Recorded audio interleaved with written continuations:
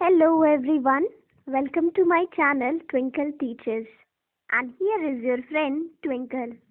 I hope you all are doing good. So जैसा कि हमने लास्ट वीडियो में डिस्कस किया था कि हम क्लास 6 की एनसीईआरटी डिस्कस करने वाले हैं, geography particularly the earth our habitat. So इस बुक का जो चैप्टर 1 है वो है earth in our solar system. तो आज हम यही चैप्टर डिस्कस करने वाले हैं. अगर आप ये वीडियो यूपीएससी के पर्पस से देख रहे हैं तो ये आपके लिए ज़्यादा बेनिफिशियल है. अगर आप इसे नॉलेज के पर्पस से देख रहे हैं तो भी ये आपको अच्छा लगने वाला है. तो हम टॉपिक वाइज चलेंगे. जैसे जैसे बुक्स में टॉपिक दिए हुए हैं वैसे ही हम टॉपिक को डिस्कस करते चलेंगे. आपके लिए क्या इम्पोर्टेंट है क्या नहीं वो भी हम अलग कर लेंगे. और साथ ही अगर उस पर्टिकुलर चीज़ के लिए कोई बैकग्राउंड नॉलेज रिक्वायर्ड है जिससे एक अच्छा बेस बन सके तो मैं वो भी वहाँ पे आपको बताती चलूँगी. तो ये है हमारा chapter 1 the earth in the solar system. अब ये जो हमारे यूनिवर्स के पूरा बनने की थ्योरी है उस पर कई सारे रिसर्च किए गए जिनमें से बिग बैंग थ्योरी को सबसे ज़्यादा इम्पोर्टेंस दी जाती है. अब यहाँ पर हम वो डिस्कस नहीं करेंगे, उसके लिए हम अलग वीडियो में देख लेंगे. तो ये जो चैप्टर स्टार्ट होता है ये इस बात को बताता है कि कैसे रात में बिल्कुल स्टार्स से भरा हुआ होता है और दिन में सिर्फ हमें सन दिखाई देता है. बाकी सारे ऑब्जेक्ट्स जो हमें रात में दिखाई देते हैं वो दिन में दिखाई नहीं देते हैं. और साथ में एक लेट्स डू टाइप की चीज़ दी हुई है जो हमने पहले ही डिस्कस कर लिया था कि जहाँ पर ये इम्पोर्टेंट होगा हम उसे देख लेंगे, बाकी ये हमारे किसी काम का नहीं है. अब इन ब्राइट ऑब्जेक्ट्स के साथ साथ यहाँ पर स्काई में फुल मून और न्यू मून की बात कही गई है. अब ये फुल मून और न्यू मून क्या है?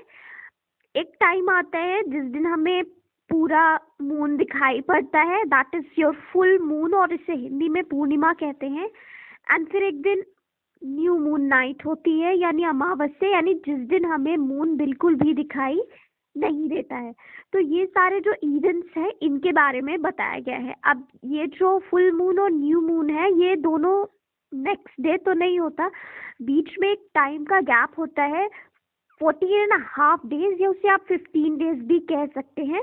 तो ये इवेंट्स जो होते हैं ये कैसे होते हैं ये भी देख लेते हैं. अब ये जो हमारा सन है इसकी जब लाइट पड़ती है मून पर, क्योंकि हमें पता है कि अर्थ और मून इन दोनों की अपनी ना ही कोई लाइट है ना ही कोई हीट है, क्योंकि अर्थ एक प्लैनेट है और मून एक सैटेलाइट है. हम इस चैप्टर में आगे देखेंगे कि ये जो प्लैनेट्स होते हैं और ये जो सैटेलाइट्स होते हैं इनकी अपनी कोई हीट और लाइट नहीं होती है. ये सब कुछ सिर्फ सन की हीट एंड लाइट से ही इनको लाइट मिलती है.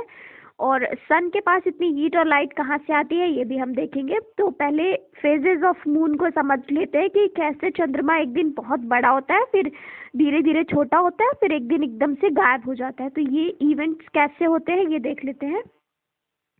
जो ये सन की लाइट है जिस भी पार्ट पर पड़ती है मून के, और वहाँ से जो भी रे रिफ्लेक्ट होती है वो पोर्शन जब हमें दिखाई देता है, और जो बाकी का पोर्शन जो लाइट नहीं पड़ती है जिस पर वो हमें नहीं दिखाई देता है. तो जो मून होता है वो स्काई में बिल्कुल परमानेंटली वैसा का वैसा ही है. ये जो लाइट है सन की ये जितने पोर्शन पे पड़ती है हमें उतना ही दिखाई देता है. तो हाफ मून कहीं गायब नहीं हो जाता. ये इस इवेंट की रीजन की वजह से होता है. अब ये जो अर्थ है हमें पता है कि इसके बेसिकली दो मोशंस होते हैं. एक तो अर्थ अपने ही पोजीशन पे स्पिन करता है और दूसरा वो सन के अराउंड इवॉल्व करता है. तो सिमिलरली वैसा ही मून भी करता है. मून एक तो अपनी जगह पे स्पिन करता है और दूसरा उसी के साथ साथ अर्थ के अराउंड भी इवॉल्व करता है.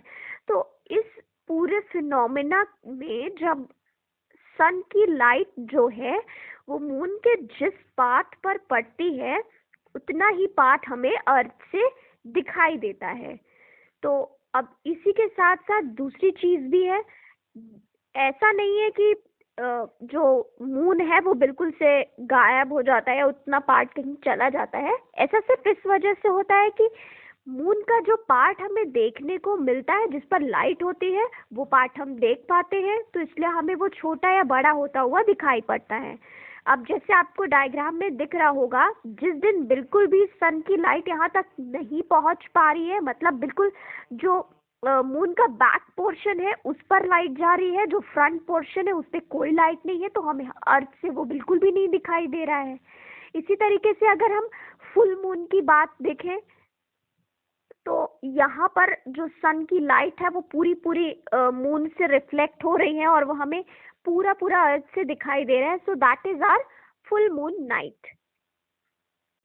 तो ये जो हमारा मून है, ये जैसे जैसे अर्थ के अराउंड इवॉल्व करता जाता है, और क्योंकि हमारा जो अर्थ है वो सन के अराउंड इवॉल्व कर रहा है, तो वो साथ साथ में सन के अराउंड भी इवॉल्व करता रहता है अर्थ के साथ साथ।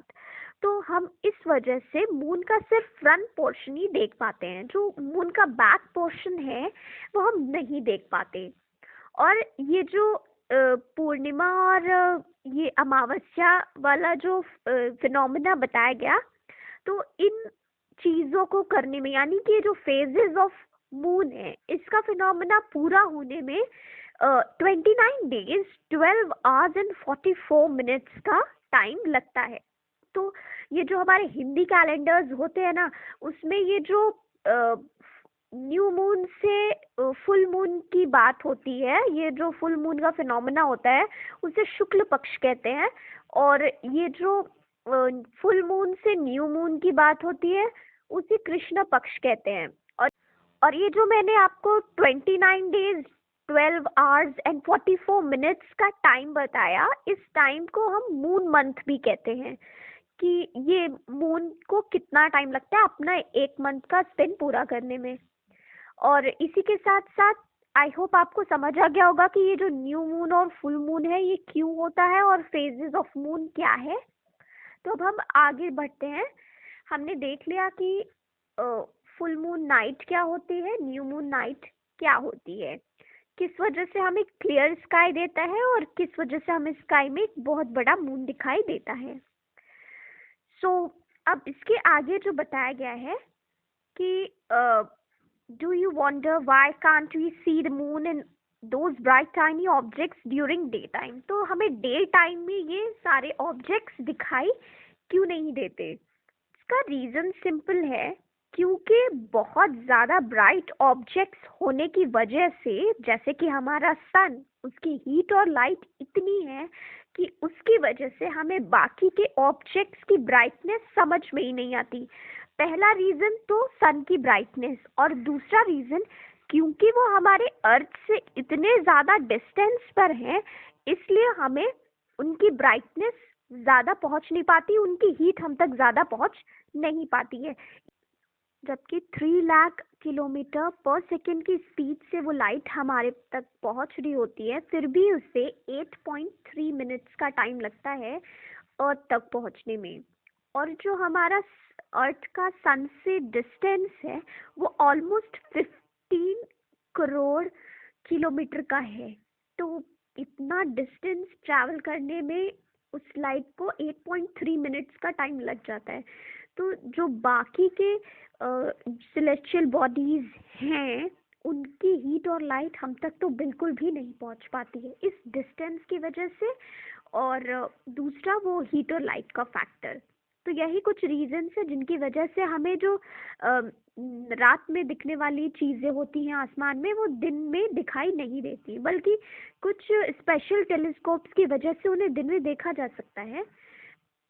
तो अब दूसरी टॉपिक पे आते हैं। दूसरा टॉपिक है the sun, the moon and those objects shining in the night sky are called celestial bodies. तो ये सेलेस्टियल बॉडीज क्या है? इन्हें हिंदी में खगोलीय पिंड या आकाशीय पिंड कहते हैं। सो डे लाइट में शाइन करने वाला सन और इसके साथ साथ नाइट स्काई में शाइनिंग करती हुई सारी ही जो बॉडीज हैं, चाहे वो मून हो, स्टार्स हो, ये सारी चीज़ें, इन्हें हम celestial bodies कहते हैं. अब some celestial bodies are very big and hot. तो ये जो भी celestial bodies हैं, इनमें से कुछ बहुत ही बिग और हॉट होती हैं. इनका टेम्परेचर बहुत ज़्यादा होता है और ये गैसेस से बने होते हैं. तो इनमें से जो गैसेस से बने होते हैं वो उनके पास खुद की हीट और खुद की लाइट होती है जो वो एमिट करते हैं इन अ लार्ज अमाउंट. जैसे कि हमारा सन को देख लीजिए, ये पूरा गैसेस का बना हुआ है, स्पेशली हीलियम. तो इसके पास इतनी हीट और लाइट है जो वो एमिट करता है और जो हम तक ही नहीं बाकी अदर प्लैनेट्स जो हमारे सोलर सिस्टम में है उन तक पहुंचाता है. And so sun is a star और ऐसी सिलेस्टियल बॉडीज को हम स्टार्स बोलते हैं. तो एक बार फिर से देख लेते हैं. जो भी सिलेस्टियल बॉडीज बड़ी होती हैं, जिनका टेम्परेचर बहुत ज़्यादा होता है, जो गैसेस से बनी हुई होती हैं, जिनके पास ओन हीट एंड लाइट होती है जो वो एमिट करते हैं, और इस टाइप की सिलेस्टियल बॉडीज को स्टार्स बोलते हैं. अब आप कंपेयर कर लीजिए, हमारा जो सन है उसके पास ये सारी प्रॉपर्टीज हैं. उसका टेम्परेचर बहुत ज़्यादा है, वो इतना बड़ा है कि उसमें 13 लाख अर्थ समा सकती हैं. तो आप समझ गए होंगे कि कितना बड़ा है वो. उसके पास खुद की हीट है, खुद की लाइट है. आप देख रहे हैं कि हमारे यहाँ दिन में गर्मियों के मौसम में जब तेज धूप होती है तो क्या टेम्परेचर होता है. तो सन के खुद का टेम्परेचर का अंदाज़ा आप खुद से लगा सकते हैं. सो सिर्फ सन ही कोई एक अकेला स्टार नहीं है, और भी स्टार्स हैं लाइक पोल या Polaris, Sirius, Vega, Capella, alpha centauri, beta centauri, Spica, Regulus. ये सारे ही सन के ही एग्जाम्पल्स हैं जो हमारी गैलेक्सी या गैलेक्सी के बाहर के हैं. अभी आपको पता चलेगा कि ये गैलेक्सी क्या है और एक गैलेक्सी होती है, बहुत सारी गैलेक्सीज होती हैं, यूनिवर्स क्या है, ये सारे टॉपिक्स हम देखेंगे. तो जो नेक्स्ट टॉपिक इसी लाइन में है वो है कॉन्स्टिलेशंस. हमने देखा कि फुल मून, न्यू मून क्या है, फिर हमने देखा कि सिलेस्टियल बॉडीज क्या होती हैं, फिर स्टार्स क्या होते हैं. अब हम आते हैं कॉन्स्टिलेशंस पे. तो अब जो हम रात में हमारा स्काई दिखाई देता है उसमें बहुत सारे टाइनी ट्विंकलिंग डॉट्स दिखाई देते हैं जो कि हमारे स्टार्स हैं. अब क्योंकि वो हमसे बहुत ज़्यादा डिस्टेंस पे है इसलिए वो छोटे दिखाई देते हैं, और जो सन है उनके कंपैरिजन में अर्थ से उसका जो डिस्टेंस है वो थोड़ा कम है, जिसकी वजह से सन हमें ज़्यादा बड़ा दिखाई देता है. ऐसे ही आप कंपेयर करके देख लीजिए, जो मून है हमें ज़्यादा बड़ा दिखाई देता है एज़ कंपेयर टू सन, क्योंकि जो अर्थ से मून का डिस्टेंस है उसके कंपैरिजन में अर्थ से सन का जो डिस्टेंस है वो थोड़ा ज़्यादा है. तो यही रीज़न है कि क्यों हमें मून बड़ा दिखाई देता है और सन उससे थोड़ा कम, और यही रीज़न है कि क्यों हमें सन बड़ा दिखाई देता है और जो बाकी सारे स्टार्स हैं वो हमें छोटे दिखाई देते हैं. तो कॉन्स्टेलेशन क्या है? कॉन्स्टेलेशंस क्या है? जो नाइट स्काई में जो छोटे छोटे स्टार्स दिखाई दे रहे हैं, अगर हम जैसे कि मिलाने की कोशिश करें कुछ इस तरीके से, तो वो कुछ पैटर्न से बनाते हुए दिखाई देते हैं. तो इन पैटर्न्स जो वो फॉर्म कर रहे होते हैं, इन पैटर्न्स को हम कॉन्स्टेलेशंस कहते हैं. अब पैटर्न्स वो कैसे भी फॉर्म कर सकते हैं. आप खुद जब रात में स्काई देखते होंगे तो आपको खुद लगता होगा हाँ यहाँ पे ये बन रहा है, यहाँ पे ये बन रहा है. तो इस तरीके की चीज़ें हर कोई करता है. तो अब इनमें से जो सबसे पुराना जिस पैटर्न को लोग मानते आए हैं दैट इज उर्सा मेजर और बिग बेयर कॉन्स्टेलेशन. तो ये जो बिग बेयर कॉन्स्टेलेशन है ये बिल्कुल बिग बेयर बनता हुआ दिखाई देता है, और इसको हम लोग हिंदी में सप्तऋषि या 7 सेजेस वाला कॉन्स्टेलेशन भी कहते हैं. और इसके जो बिल्कुल पोल पे जो स्टार होता है, जो एकदम एंडिंग स्टार होता है, that is the north star. यहाँ पर आपको दिखाई दे रहा होगा इस फिगर में. तो इस स्टार को ही नॉर्थ स्टार या साथ ही साथ इसको पोल स्टार भी बोलते हैं. ये जो बिग बेयर वाला कॉन्स्टेलेशन था इसमें एंड पॉइंट पे जो स्टार है दैट इज पोल स्टार. तो इसको नॉर्थ स्टार भी बोलते हैं. ये सीधे नॉर्थ की डायरेक्शन पे हमें डायरेक्ट करता है. तो अब एंशियंट टाइम्स में जो हमारे लोग होते थे उनके पास बहुत ज़्यादा इक्विपमेंट्स तो नहीं होते थे डायरेक्शंस और ये सारी चीज़ों को जानने के लिए, तो ये जो नॉर्थ स्टार या पोल स्टार था वो उन्हें नॉर्थ की डायरेक्शन को डायरेक्ट करता था. See, here it is given the pole star. So we can locate the position of pole star with the help of the Saptarishi. So you will notice that if an imaginary line is drawn joining the pointer star and extended further, it will point to the pole star. As I've told earlier कि जब हम इस star को कहाँ पे वो direct कर रहा है, इसका जो फेसिंग नॉर्थ और जो पॉइंटर स्टार होगा वो हमारा नॉर्थ स्टार होगा. आप चाहे तो डायरेक्शन के टूल्स बनाकर देख लीजिए कहाँ पर कौन सी डायरेक्शन आपको दिखाई दे रही है. अब कुछ सेलेस्टियल बॉडीज हमने देखी, जैसे कि हमारा स्टार जिसके पास हीट एंड लाइट खुद की है और दूसरों को एमिट करता है तो वो हो गए हमारे स्टार्स. इनके अलावा कुछ ऐसी सेलेस्टियल बॉडीज या जैसे हमने बताया खगोलीय पिंड हैं जिनके पास अपनी हीट और लाइट नहीं होती है. सन जो या फिर जो स्टार लाइट और हीट एमिट करता है उनकी वजह से ही उन्हें हीट और लाइट मिल पाती है. तो ऐसी बॉडीज को हम प्लैनेट्स बोलते हैं. प्लैनेट्स क्या होते हैं? जिनके पास खुद की हीट और लाइट नहीं होती वो प्लैनेट्स होते हैं और वो अपने स्टार के अराउंड इवॉल्व करते हैं. The planet word comes from the Greek word प्लांटाई. ये प्लांटाई वर्ड से बना हुआ है जिसका मतलब होता है वांडरर्स या फिर चारों तरफ घूमते रहने वाला. ये होता है प्लांटाई का मतलब. तो प्लैनेट्स क्या होते हैं? जिनके पास अपनी हीट और लाइट नहीं होती, वो अपने स्टार की हीट और लाइट से ही अपना काम चलाते हैं. और ये जो प्लैनेट वर्ड है ये प्लांटाई ग्रीक वर्ड से बना है जिसका मतलब होता है वांडरर्स या घूमते रहने वाला. It gets all its heat and light from the sun. तो हमारा जो अर्थ है वो एक प्लैनेट है जो अपने नियरेस्ट स्टार सन से हीट और लाइट लेता है. अब क्योंकि it is at a great distance from the sun तो शाइनिंग ये जो it will appear to be shining just as the moon, but वो काफ़ी ज़्यादा बड़ा है. जैसे मैंने बताया कि उसमें 13 लाख अर्थ्स आ सकती हैं एक सन को अगर खोखला कर दिया जाए तो, मतलब हमारे सन को अगर खोखला कर दिया जाए तो. अब टोटल हमारे पास ये जो प्लैनेट्स हैं ये 8 प्लैनेट्स हैं. हमारे अर्थ के साथ साथ और भी 7 प्लैनेट्स हैं जो इस सन के अराउंड इवॉल्व करते हैं. और जो मून है ये हमारा सैटेलाइट है. अब ये क्या है हम आगे देखते हैं और ये हम अच्छे से समझ पाएंगे सोलर सिस्टम में. साथ में ही यहाँ पर एक फैक्ट दिया हुआ है. Jupiter, Saturn and Uranus have rings around them. These are belts of small debris. These rings may be seen from the earth with the help of the powerful telescope. तो ये जो हमारा जुपिटर और Saturn और ये जो Uranus है ना, इनके अराउंड कुछ रिंग्स पाई जाती हैं. रिंग्स यानी कि वो कुछ डेब्रिस यानी छोटे छोटे कंकड़ पत्थर, मतलब कुछ बड़े पत्थरों का जो बाकी सेलेस्टियल बॉडीज के कंपैरिजन में थोड़े छोटे होते हैं और जो धूल के कण होते हैं ना उनसे मिलके बने हुए कुछ रिंग्स होते हैं जो जुपिटर, सैटर्न और यूरेनस के अराउंड दिखाई देती है. और इन्हें अर्थ से भी देखा जाता है with the help of some powerful telescopes.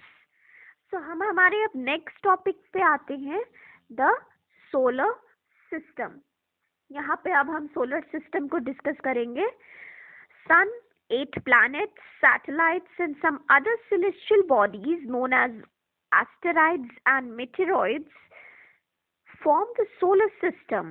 We often call it a solar family with the sun as its head. तो कुछ 8 planets, satellites और कुछ और सेलेस्टियल बॉडीज जो हमने अभी देखी हैं, एस्टेरॉइड्स, मीटेरॉइड्स, इन सबको मिलाकर के एक सोलर सिस्टम बनता है। जैसे कि हमारी फैमिली में बहुत सारे मेंबर्स होते हैं और सबको मिलाकर के एक फैमिली बनती है, वैसे ही सोलर फैमिली है, सन की फैमिली। अब क्योंकि सन सेंटर में है या बाकी सबका हेड है, उसी से सबको हीट एंड लाइट मिलती है, तो इसकी वजह से सन उसका हेड है और बाकी सबको सोलर फैमिली बोला जाता है। इन सबको मिला के एक सोलर सिस्टम फॉर्म होता है। पहले हमारे सोलर सिस्टम में टोटल 9 प्लैनेट्स होते थे, लेकिन 24 अगस्त 2006 के बाद से इंटरनेशनल एस्ट्रोनॉमिकल यूनियन ने प्लूटो को प्लैनेट्स के लाइन से बाहर कर दिया। इसका एक रीज़न है क्योंकि प्लैनेट होने की एक अलग डेफिनेशन होती है। वो डेफिनेशन क्या होती है मैं आपको बताती हूँ। In solar system of planet is a celestial body. Planet जो है वो वही सेलेस्टियल बॉडी होगी जो बेसिकली 3 कंडीशंस होती हैं जो फॉलो करे, जैसे कि is in the orbit around the sun, मतलब सन के ऑर्बिट के अराउंड होना चाहिए। तो ये कंडीशन तो प्लूटो के साथ थी। Has sufficient mass to assume hydrostatic equilibrium और नियरली राउंड शेप। तो क्योंकि वो अराउंड जितने भी उस प्लैनेट के अराउंड या उस सेलेस्टियल बॉडी के अराउंड जो भी आसपास का मास हो और जो सफिशिएंट प्रेशर उस पर जो पड़ रहा है, उन सबको मिला करके उसका एक नियरली राउंड शेप होना चाहिए। और जो तीसरी कंडीशन थी, क्योंकि सेकंड कंडीशन भी प्लूटो फॉलो कर रहा है, प्लूटो का शेप ऑलमोस्ट राउंड था। एंड जो थर्ड उसका जो है वो प्रॉपर्टी ये है कि has clear the neighbourhood around its orbit for this to become the dominant gravitational body in the orbit in the solar system and Pluto lacks it. इसका मतलब कि ये जो उसका क्लियर नेबरहुड होना चाहिए, और जो प्लूटो था उसके साथ ये कंडीशन नहीं थी, क्योंकि प्लूटो के आसपास और भी कई सारे सेलेस्टियल बॉडीज थे जो कि ना ही सन के ऑर्बिट में थे और ना ही उनका राउंड शेप था, जिसकी वजह से प्लूटो को प्लैनेट्स की लाइन से बाहर कर दिया गया। और जो प्लूटो था वो थर्ड प्रॉपर्टी से डील नहीं कर पा रहा है, क्योंकि प्लैनेट की थर्ड प्रॉपर्टी होनी चाहिए, तो इसलिए अब उसको ड्वार्फ प्लैनेट बोला जाता है। तो आई होप आप समझ गए होंगे कि क्यों अब सिर्फ 8 प्लैनेट्स हैं। तो द सन, प्लैनेट, सैटेलाइट्स, ये सब मिला करके हमारी सोलर फैमिली बनाते हैं। आपकी बुक में एक अच्छा सा डायग्राम दिया हुआ है जहाँ पर सारी प्रॉपर्टीज मेंशन है, कौन से प्लैनेट को कितना टाइम लगता है सन के अराउंड इवॉल्व करने में, खुद का स्पिन करने में, किस प्लैनेट के अराउंड रिंग्स हैं, और कहाँ पर डेब्रिस की बेल्ट मिलती है, एस्टेरॉइड्स की बेल्ट मिलती है। सब कुछ बहुत अच्छे से डायग्राम में एक्सप्लेन किया गया है, जिसको आप चाहें तो याद रख सकते हैं, नहीं तो उतना इम्पोर्टेंट नहीं है। आप कुछ बेसिक चीज़ें जैसे कि अर्थ से रिलेटेड सब याद रख लें। मार्स पे काफ़ी सारा मिशन चल रहा है, आप उसको याद रख सकते हैं, क्योंकि कुछ दिन पहले वीनस काफ़ी न्यूज़ में था, तो आप उसको भी याद रख सकते हैं। तो अब नेक्स्ट आते हैं द सन। सन के बारे में तो हमने काफ़ी कुछ डिस्कस कर लिया कि वो क्या है, हॉट गैसेस का बना हुआ है, और क्योंकि एक पुलिंग फोर्स वो डालता है बाकी सारे प्लैनेट्स पर, जिसकी वजह से वो एक इमेजिनरी लाइन सोच लीजिए आप उसके अराउंड बनती है, जिस पर बाकी के अदर जो प्लैनेट्स हैं वो उससे बंधे रहते हैं, बाइंडेड रहते हैं और उसके अराउंड ही इवॉल्व करते रहते हैं। जो ट्रेमेंडस हीट है सन की, वो अदर प्लैनेट्स को उतनी फील नहीं होती। जो सन से जैसे जैसे डिस्टेंस बढ़ता जाता है, उन प्लैनेट्स पर जो सन की हीट है उसका मेजर भी कम होता जाता है। जैसे कि जो मरकरी है, दैट इज बुध, it is the nearest to the sun, तो सबसे ज्यादा हीट उसी पर फील होती है। लेकिन क्योंकि जैसे जैसे सन का डिस्टेंस बढ़ता जाता है बाकी के प्लैनेट से, वैसे वैसे उसकी हीट और लाइट भी कम होती जाती है। अब सन सेंटर है सोलर सिस्टम का, यह हमने पहले भी देखा। The sun is about 150 million kilometres away from the earth. तो ये टोटल डिस्टेंस है सन का अर्थ से। साथ में एक और चीज दी हुई है कि sol in Roman mythology is the sun god. Solar means related to the sun, मतलब सोलर मीन्स होता है रिलेटेड टू द सन, और जो सोल है वर्ड वो रोमन माइथोलॉजी में यूज होता है सन गॉड के लिए. तो that is why it is known for the solar system. तो हम देख रहे हैं कि कहीं रोमन माइथोलॉजी से रिलेटेड वर्ड लिया गया है, कहीं पर ये जो हमने अभी कुछ टाइम पहले देखा कि जो अर्थ का शेप होता है वो जियोइड है, मतलब जो जियो वर्ड है वो ग्रीक वर्ड से लिया गया, प्लांटाई वर्ड ग्रीक वर्ड से लिया गया. तो काफी सारे जो वर्ड्स हैं उनका मिक्सचर आपको यहाँ पर देखने को मिलेगा. यही चीज इस नेक्स्ट वाली वर्ल्ड ओरिजिन में बताई गई है. तो जैसे ज्योग्राफी है means geo means related to earth and graphia means writing. So geography is description of earth. So next पे आते हैं प्लैनेट्स. हमने देखा कि 8 प्लैनेट्स हैं सोलर सिस्टम में. Mercury, Venus, earth, Mars, Jupiter, Saturn, Uranus and Neptune. तो ये जो वीनस है इसको अर्थ ट्विन भी कहा जाता है क्योंकि वीनस काफी हद तक साइज और शेप में अर्थ से मिलता जुलता है. और कुछ टाइम पहले न्यूज में था कि वीनस पर भी काफी सारे बायोमार्कर्स देखने को मिले हैं. तो अब काफी लोगों का ध्यान उस पर भी जा रहा है. वो बात की बातें हैं, हम अभी चैप्टर पे ही रहते हैं. तो कुछ बच्चों के लिए यहाँ पर चीजें दी है कि उसको वो मेमोराइज कर सकें इजिली. तो एक सेंटेंस दिया हुआ है, my very efficient mother just served us nuts. तो इससे वो याद रख सकते हैं कि कितने प्लैनेट्स हैं और जो उनका सन से बढ़ता हुआ डिस्टेंस है उसके अकॉर्डिंग ये सारे नाम दिए हुए हैं. तो इससे वो याद रख सकते हैं इस चीज को. उसके बाद नेक्स्ट आते हैं ऑर्बिट्स पे. तो जो हमारा अर्थ है वो एक सर्टेन पाथ पे अर्थ के अराउंड इवॉल्व करता है. तो यही जो पाथ होता है इसे ही हम ऑर्बिट कहते हैं. और हर प्लैनेट का अपना एक फिक्स्ड प्लैनेट होता है क्योंकि सन जो बाइंडिंग फोर्स लगा रहा होता है उस बाइंडिंग फोर्स, एक सेंट्रीपिटल फोर्स कह सकते हैं आप उसे, उसकी वजह से वो उससे बाइंडेड रहते हैं. और ये जो ऑर्बिट होता है इससे कहीं भी इधर उधर नहीं जाते. आपको ये कभी नहीं सुनने में मिला होगा कि अर्थ और जुपिटर में एक बैंग हुआ जिसकी मतलब वो दोनों अपनी जो ऑर्बिट थी उससे इधर उधर चले गए. ऐसा कुछ भी नहीं होता. क्यों? क्योंकि ये अपने सर्टेन पाथ, सर्टेन ऑर्बिट पर ही इवॉल्व करते हैं क्योंकि सन एक प्रपोर्शन में उन पर अपना एक बाइंडिंग फोर्स लगा रहा होता है. जैसा कि अभी हमने देखा Venus is considered as earth twin because its size and shape are very much similar to the earth. और प्लूटो को एक्सक्लूड कर दिया गया जैसा हमने अभी देखा.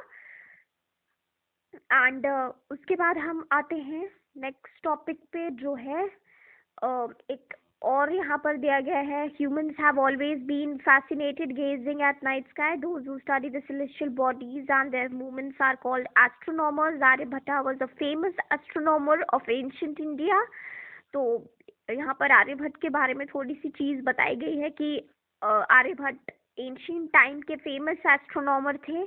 तो हम नेक्स्ट टॉपिक पे आते हैं.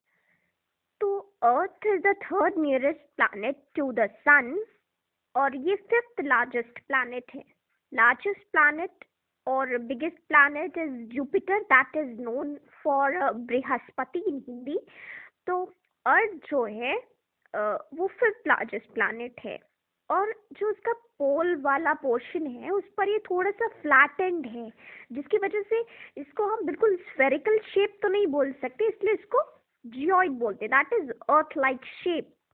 और उसके बाद और भी जो फेवरेबल कंडीशंस होनी चाहिए लाइफ सपोर्ट के लिए वो सिर्फ और सिर्फ अर्थ पर ही मिलती हैं क्योंकि ये ना बहुत ज़्यादा गर्म है ना बहुत ज़्यादा ठंडर है और वाटर एयर सब कुछ यहाँ पर एक सफिशिएंट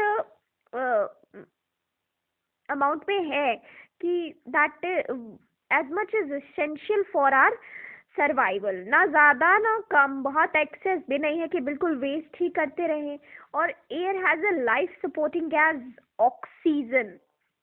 तो ये जो ऑक्सीजन है और जो नाइट्रोजन और हाइड्रोजन और कार्बन डाइऑक्साइड, इन सब का जो बैलेंस है हमारे एटमॉस्फेयर में, हमारे आसपास के वातावरण में, पर्यावरण में, वो इस प्रकार का है कि बिल्कुल लाइफ सपोर्टिंग है वो। और इन सब रीजंस की वजह से ही अर्थ जो है वो सोलर सिस्टम का सबसे यूनिक प्लैनेट है। अब तक अर्थ जो हमारा सोलर सिस्टम है वहां पर कोई दूसरा ऐसा प्लैनेट नहीं मिला जहां पर लाइफ सपोर्टिंग सिस्टम इस तरह का हो, या फिर लाइफ के जो साइंस है वो इतने वाइटल साइंस मिले हों। और from the outer space the earth appears blue, क्योंकि हम जानते हैं, क्योंकि इसका जो 2/3 भाग है, 2/3 जो अर्थ का सरफेस है वो बिल्कुल पानी का बना हुआ है, जिसकी वजह से इसको ब्लू प्लैनेट भी कहते हैं। और आपको पता होगा कि अर्थ को ग्रीन प्लैनेट भी कहते हैं, क्योंकि अर्थ ही ऐसा प्लैनेट है जिस पर लाइफ पॉसिबल है, जिसकी वजह से इसको ग्रीन प्लैनेट कहा जाता है। ये चीज हम पहले ही डिस्कस कर चुके हैं। और जो दूसरा इंटरेस्टिंग फैक्ट दिया हुआ है वो नील आर्मस्ट्रॉन्ग के बारे में है कि उन्होंने he is the first man to step on the surface of the moon on 21 July 1969। अब आते हैं next topic, that is the satellite और मून।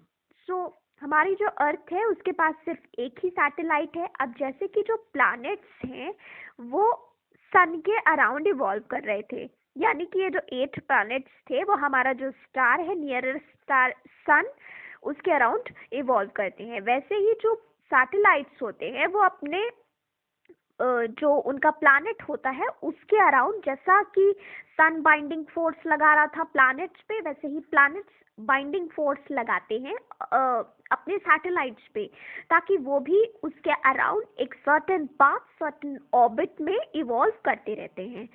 तो earth has only one satellite जो कि मून है, और इसका जो डायमीटर है ना वो अर्थ के डायमीटर का 1/4 है। डायमीटर यानी कि जितना भी सेंटर से अगर हम उसके 2 पोल्स पर जाएं तो जो भी डिस्टेंस होगा वो उसका डायमीटर होगा। और उसके बाद जो नेक्स्ट चीज दी हुई है, it is about 3,84,400 kilometres away from us. तो मून का जो डिस्टेंस है और जो सन का डिस्टेंस है ये आपके लिए याद रखना ज़रूरी हो सकता है। कहीं भी मतलब काउंटर फैक्ट्स देने हो या कुछ भी तो आप उसको यूज़ कर सकते हैं। तो अब आप कंपेयर कर सकते हैं अर्थ और सन का जो डिस्टेंस है और जो अर्थ और मून का डिस्टेंस है। तो the moon moves around the earth अब इन अबाउट 27 डेज। जो मून अर्थ के अराउंड इवॉल्व करेगा उसमें 27 डेज लगेंगे। और जो हम लोगों ने पहले डिस्कस किया था मून्स मंथ, जो कि फेजेस ऑफ मून के लिए था, तो वो दोनों चीज़ें अलग हैं, आप उन्हें मिक्स मत करिएगा। अब क्योंकि ये तो हो गई नेचुरल सैटेलाइट है ये, अब बात आती है कि ह्यूमन मेड सैटेलाइट्स भी होते हैं। ये आर्टिफिशियल बॉडीज होती हैं जो साइंटिस्ट हमारे डिज़ाइन करते हैं, एक तो यूनिवर्स से रिलेटेड इंफॉर्मेशन गैदर करने के लिए, कम्युनिकेशन पर्पस के लिए, और अब तो एक और नई चीज़ आ गई है, स्पेस वॉर के लिए भी सैटेलाइट्स को इवॉल्व किया जा रहा है। नई नई सैटेलाइट्स पर रिसर्चेस हो रही हैं। और दूसरी चीज़ अभी, satellite is a celestial body that moves around the planets in the same way as the planets move around the sun। तो ये चीज़ भी हमने डिस्कस कर ली। अब हम नेक्स्ट टॉपिक पे आते हैं, दैट इज एस्टेरॉइड्स। एक और चीज़ जो छूट गई वो ये कि चांद पर दाग तो ये जो चीज़ है, क्योंकि जो मून है उस पर भी बहुत सारे माउंटेन्स हैं और टेम्परेचर प्रेशर का उस पर भी कुछ ना कुछ असर होता है उसके सरफेस पर, तो उसकी वजह से वहाँ पर काफ़ी सारे डिप्रेशंस हैं। चंद्रमा का नेचर ही ऐसा है, मून का नेचर ही ऐसा है कि उसमें बहुत सारे डिप्रेशंस हैं, और वहाँ पर काफ़ी सारे स्टॉर्म्स और इन सब चीज़ों के बारे में अक्सर न्यूज़ में आता रहता है कि उसकी वजह से वो जो डिप्रेशंस हैं, जो माउंटेन्स हैं, वो यहाँ से उनकी जो शैडो दिखाई देती है, दैट इज द जिसको हम चांद पे दाग बोलते हैं, वो दाग नहीं, वो ये माउंटेन्स और ये जो डिप्रेशंस हैं उनकी शैडोज हैं। नेक्स्ट टॉपिक है एस्टेरॉइड्स। अब एस्टेरॉइड्स क्या होते हैं हम ये भी देख लेते हैं। इन्हें हिंदी में क्षुद्र ग्रह कहते हैं, यानी कि छोटे प्लैनेट्स। तो apart from stars, planets and satellites, ये भी टाइनी बॉडीज होती हैं जो सन के अराउंड ही इवॉल्व करती हैं। अब क्योंकि ये सन के अराउंड ही इवॉल्व कर रही हैं, इसलिए इनको क्षुद्र ग्रह या एस्टेरॉइड्स बोला जाता है, small planets. These bodies are called asteroids. They are found between orbits of Mars and Jupiter. ये जो मंगल ग्रह और जुपिटर यानी बृहस्पति ग्रह, इनके बीच एक बेल्ट पाई जाती है। इनकी पूरी पूरी बेल्ट होती है, इनकी बेल्ट कह सकते हैं कि हाँ, स्पेस इनका है पूरा, जिसमें ये like if this is sun and यहाँ पर कहीं मार्स और जुपिटर है, तो इनके बीच ही इनकी पूरी ऐसे बेल्ट होती है जिनमें ये पाए जाते हैं एस्टेरॉइड्स। और इसके साथ ही यहाँ पर बताया गया है कि scientist are of the view that asteroids are parts of planet which explored many years back. ये पहले कुछ प्लैनेट्स का ही पार्ट थे जो कुछ साल पहले टूटकर उनसे अलग हो गए। नेक्स्ट टॉपिक है आपका मीटेरॉइड्स, जो स्मॉल पीसेस ऑफ रॉक्स से बने होते हैं और जो सन के अराउंड इवॉल्व करते हैं। और कभी कभी क्या होता है कि ये जो हमारा अर्थ का जो एटमॉस्फेयर है, जो वायुमंडल है अर्थ का, उससे टकरा जाते हैं, जिससे जो फ्रिक्शन फोर्स होता है, उस फ्रिक्शन फोर्स की वजह से वो बर्न करने लगते हैं, जिससे फ्लैश ऑफ लाइट भी आती है। अब कभी कभी क्या होता है कि ये कंप्लीटली बर्न नहीं हो पाते हैं और अर्थ पे गिर जाते हैं और काफी सारा डिप्रेशन क्रिएट कर देते हैं, तो हॉलो क्रिएट कर देते हैं एक तरीके का। तो इस टाइप की चीजों को मीटेरॉइड्स कहते हैं, या फिर इनको हिंदी में उल्का पिंड कहा जाता है। सो एक ये हमने देख लिया कि मीटेरॉइड्स भी क्या होते हैं। अब नेक्स्ट टॉपिक पर हम आते हैं, जो कि गैलेक्सी से रिलेटेड है। इसके साथ ही एक और चीज होती है कि कॉमेट, जिसके बारे में आपके चैप्टर में डिस्कस नहीं किया गया है। तो ये भी ऐसे ही जो छोटे छोटे स्टोन्स होते हैं और आइस और डस्ट और गैसेस से बने होते हैं, और ये जब इनके जो डेब्रिस होते हैं, इनके आसपास के अराउंड को टेम्परेचर में, क्योंकि इनमें आइस का कंटेंट भी होता है, तो एक छोटी सी वाइटिश लाइन देखने को मिलती है, क्योंकि इनमें कंडेंसेशन हो जाता है, जिसकी वजह से एक वाइटिश लाइन भी देखने को मिलती है।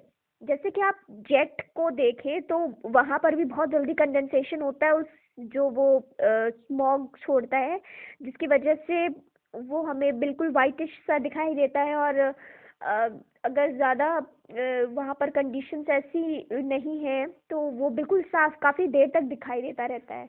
तो हम नेक्स्ट टॉपिक पे अब आते हैं, गैलेक्सी।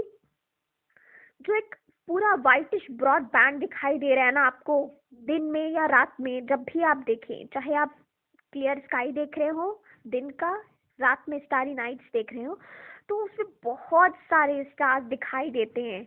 इसको मिल्की वे गैलेक्सी बोलते हैं। अब क्योंकि एंशिएंट टाइम में लोगों को लगता था कि जैसे जमीन पर इतनी सारी नदियां बह रही है ना, अर्थ के सरफेस पे इतनी सारी नदियां, वैसे आकाश में भी बहुत सारी नदियां बह रही हैं, इसलिए उसको आकाश गंगा बोलते थे वो लोग। That is the milky way Galaxy. इसको हिंदी में मंदाकिनी भी बोलते हैं।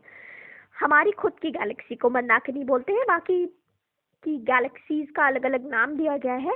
तो ये जो गैलेक्सी है, ये huge system of billions of stars. अब जैसे हमारा एक सन एक स्टार है, उसके अराउंड 8 प्लैनेट्स और ये जो मीटेरॉइड्स और सैटेलाइट्स की बात हमने की, इन सबको मिला करके हमारा एक सोलर सिस्टम बना, वो हमारी गैलेक्सी में है, आकाश गंगा में। तो ये एक हो गई हमारी गैलेक्सी। अब हमारी गैलेक्सी के अलावा और भी स्टार्स हैं, उनका भी अलग सिस्टम है। तो ये सब मिला करके एक गैलेक्सी बनी। अब ये जो यूनिवर्स है, इसमें बहुत सारी गैलेक्सीज हैं। There are millions of such galaxies that made the universe. तो पहले यूनिवर्स आया, फिर उसके अंदर गैलेक्सी, फिर उसके अंदर एक सिस्टम आया, सोलर सिस्टम, जो स्टार्स का सिस्टम है, अलग अलग स्टार्स का। एक गैलेक्सी में बहुत सारे सोलर सिस्टम्स हो सकते हैं या स्टार के सिस्टम्स हो सकते हैं। और उसके बाद आता है गैलेक्सी, जो जिनमें वो फॉर्म होते हैं। और बहुत सारी गैलेक्सीज का ये जो पूरा कॉम्बिनेशन है, वो है यूनिवर्स। तो हमने देखा कि गैलेक्सी क्या है, यूनिवर्स क्या है। ये देखिए आपकी बुक में एक मिल्की वे का पिक्चर भी दिया हुआ है। तो ये था हमारा आज का चैप्टर।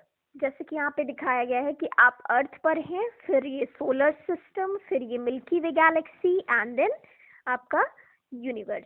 तो पहले हम क्वेश्चंस डिस्कस कर लेते हैं, फिर मैंने आपसे जैसे कहा था कि एक शॉर्ट नोट आपको वीडियो के एंड में अवेलेबल होगा, आप उसका स्क्रीनशॉट ले सकते हैं। तो वीडियो के एंड में आप उस नोट्स की कॉपी का स्क्रीनशॉट ले लीजिएगा। तो चलिए अब हम क्वेश्चंस भी डिस्कस कर लेते हैं। How does a planet differ from a star?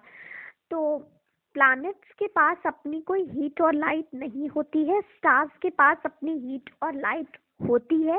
Planet size में छोटे होते हैं as compare to a star. Planets के पास अपने सैटेलाइट्स होते हैं, स्टार्स के पास अपने प्लैनेट्स होते हैं।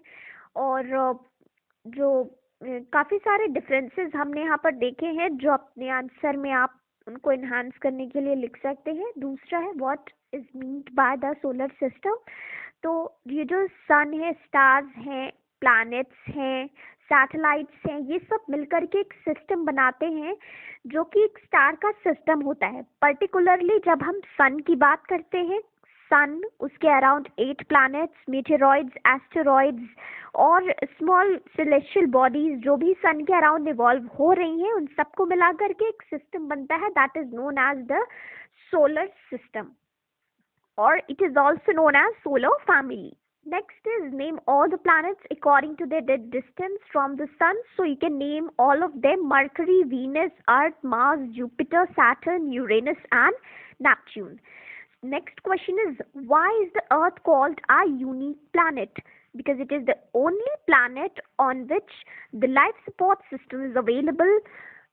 Uh, all the combination of the life supporting gases is available here. It is neither too cold nor too hot to stay. So all these are the things, that is why the Earth is called a unique planet. So the next question is, why do we see only one side of the moon always?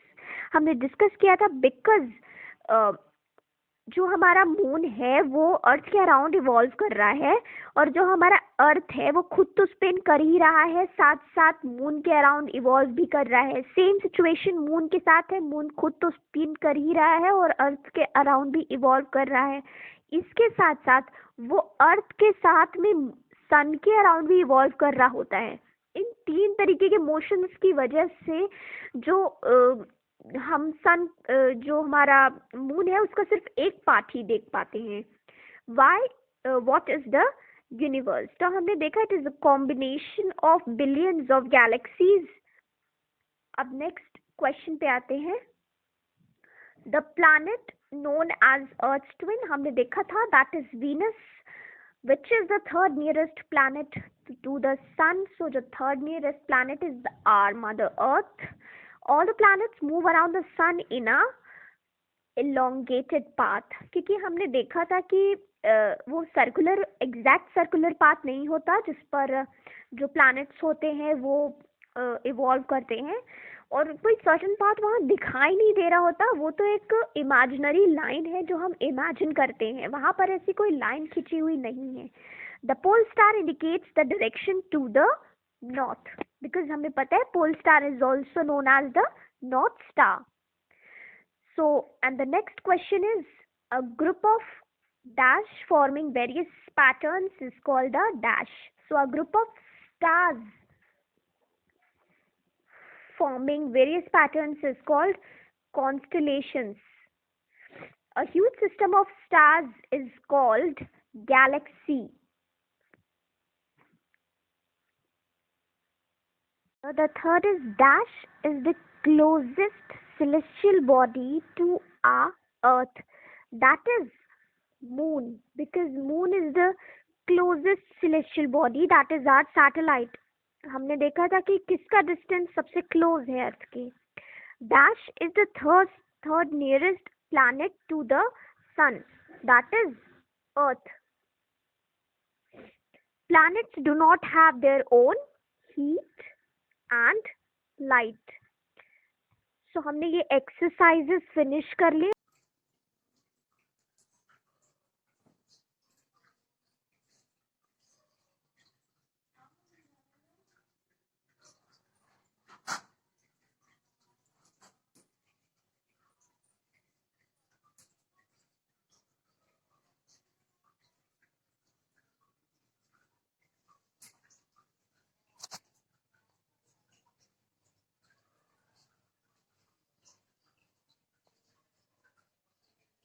जैसा कि हमने देखा था कि हम chapter के and में हर chapter से रिलेटेड नोट्स भी देख लेंगे। तो ये है चैप्टर 1 से रिलेटेड आपका नोट्स। मैंने उस पेज को कुछ 3 पार्ट्स में डिवाइड करके आपको स्क्रीनशॉट दिया है, सो दैट आप उसका स्क्रीनशॉट लेके अपने पास रख सके। So this is the first part, this is the second part, and this is the third part. So thank you for watching. If you like this video, do give a thumbs up and don't forget to subscribe my channel Twinkle Teaches.